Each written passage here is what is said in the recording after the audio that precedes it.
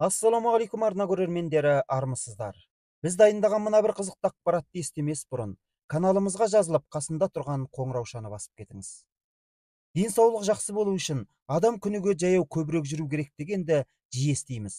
Ендеше қанша қадам жүргенде ғылыми тұрғыда ең дұрыс боп саналмақ. Біз бүгін осы туралы ақпаратты баяндайтын боламыз.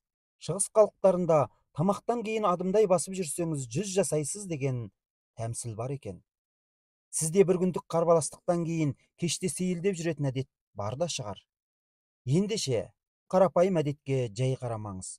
Оның денсаулыққа пайдасын бүгінгі таңдағы ғылым сіздің ойлағаныңыздан да асып түсетіндігін дәлелдеп беріп отыр. 2021 жылдың қыркүйегінде ақштың Массачусетс университетінің Амерст филиалында бір зерттеу тобы әр күні 7000 қадамнан артық жүру арқылы түрлі түсті себептерден болатын өлім-жітім қатерін төмендетуге болады деген нақты зерттеу нәтижесін жариялады. Бұл зерттеу тобының қалай болса солай айта салған қорытындысы емес еді.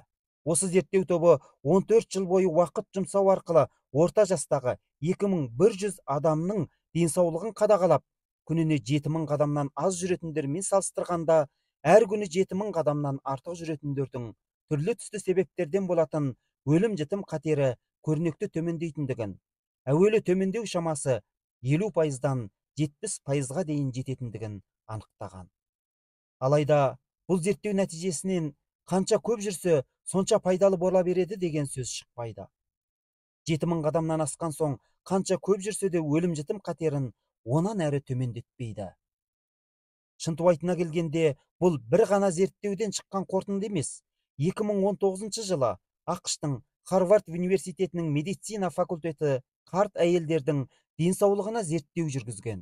Осында зерттеушілер орташа жасы 72 жасты құрайтын 17000 ақштық әйел қарттың күнделікті қадам санын жинақтаған. Зерттеу нәтижесінде олардың әр күнгі қадам саны 7500 қадамнан төмен кездерде қаншалық көп жүрсе түрлі түсті себептерден болатын өлім-жітім қатері соншалық төмендеген.